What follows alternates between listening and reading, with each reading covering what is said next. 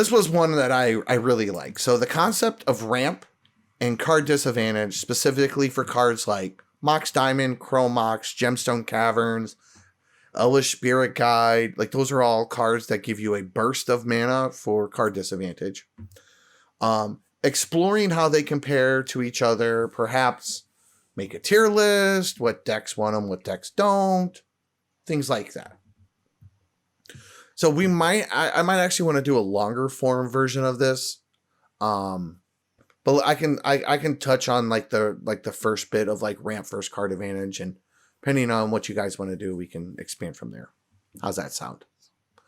So, there are certain circumstances, I believe, where certain types of fast mana that generates card disadvantage is advantageous to the deck winning.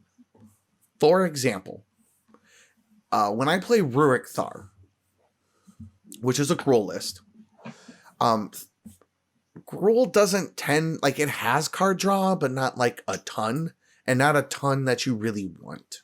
It's either big clunky draw spells like the mono green ones, or it's red wheels, or it's like getting a creature like a Oakham adversary into attack. There's just a lot of like hoops to jump through with it. Okay.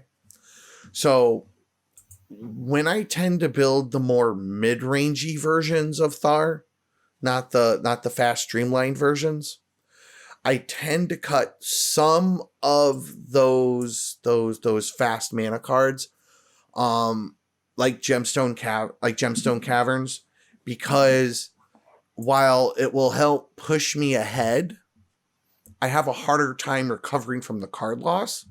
And I have found in a lot of situations, it actually doesn't improve my curve very much, but losing the card is like more of a disadvantage than instead of going like 1-3-6, going like 2-4-6 is kind of what I have found. Now, when I'm building like faster versions of those decks, like right now, Thar is my Thar build is heavily slanted to like threaten to jam him really fast. So I'm running like all of that stuff. I'm running like Elvish Spirit Guide, I'm running Mana Vault, Jeweled Lotus, Gemstone Caverns, Chrome Mox. Even though I'm running like 2 Null Rods, I just like get him out and do things. So, because I don't care as much about that card disadvantage, because most of my opponents are going to be wheeling a lot. So they're going to keep refilling my hand anyway. So for me, a lot of that is meta dependent. Now, most decks be outside of that. I will run most of those things because I have enough card draw engines. I have like Thrasios Timna Crom. I have Necropotent, Sylvan Library. And I have like an excess of those things. I have Ad Nauseum. I have Wheels. So that's mine. What about you guys? I think you see the benefit more in non-green lists for these sorts of things because they don't have access to dorks. They don't have, and I granted not a lot of decks run them, but they don't have access to the sorcery speed, go get a land, put it on the battlefield, or even if you're playing Thrasios, like you activate his ability and that lets you put a land out. And so being able to have access to 2 or 3 mana on turn 2 is more difficult to pull off without things like Mox Diamond, Chrome Mox, and Gemstone Caverns. And what I also really like about Gemstone Caverns too is when you're playing game and you're 3rd or 4th in the seat order, right? Maybe losing that card isn't too big of a detriment if it means that you can cast interaction in your hand while that person in the first seat is going. So I think it also depends on where you're sitting and what colors you're playing. Because obviously, sans green decks probably are going to want those fast mana more than decks with green. Yep. Yeah, I think a lot of it... So, there are very few decks where I wouldn't run all 3 of these for starters. Like, they're all very good. for a number of different reasons. Obviously, Gemstone Caverns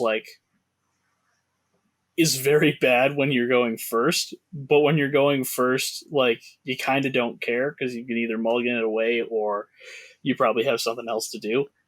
And you've got that advantage.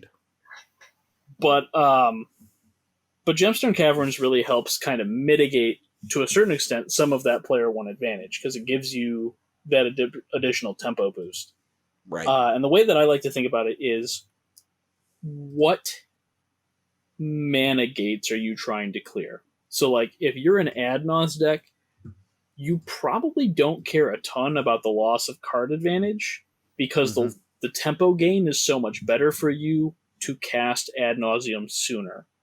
If you have a very good card advantage outlet or a single card combo in the command zone, so a Thrasios or a Tymna or a Crown or a Godo or a Selvala or something like that, if it helps you get to them sooner, it's good.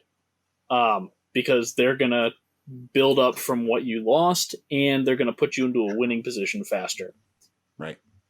Where I start to look at it and say, maybe not with some of these, is when I am deliberately running effects that make them less good. So, for example, the TNT build that I am playing in the MLC runs all 3 Null Rod effects. Runs Null Rod, runs Collector Roof, runs Stony Silence. Because of that, I am not playing Chrome Mox. I am playing Mox Diamond still, because losing the land doesn't matter as much. And I am playing Gemstone Caverns because it's not too bad. But I'm not playing the Chrome Mox because losing the card that has to be something that isn't just a land is a little bit higher a cost than I want to be paying when I'm running cards that shut down that mana advantage anyways. Yeah. But on the flip side, that deck is all about dropping a 2-drop, right? Those Null Rod effects all cost 2. Thrasios costs 2. Tymna costs 3. So if I can have 2 mana on turn 1 or 3 mana on turn 2, that's what I want to be doing. Yeah. Yeah. So, all right, guys. Thanks for I think unless you guys got something else to add to that, it's pretty late. It's 2 a.m. We've been streaming for almost 3 hours now. Thanks again for coming out.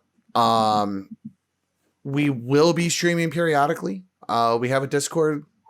You can get our notifications when we go live there.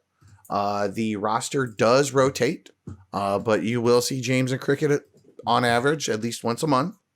All of our links to our Patreon, to the Discord, YouTube channel are all featured there, as well as budget CDH resources and some $500 list to kind of give you an idea of maybe getting an entrance in the foray if your playgroup doesn't proxy.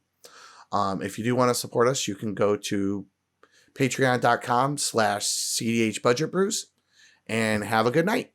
Thanks for coming out. Bye. Bye, everybody. Adios.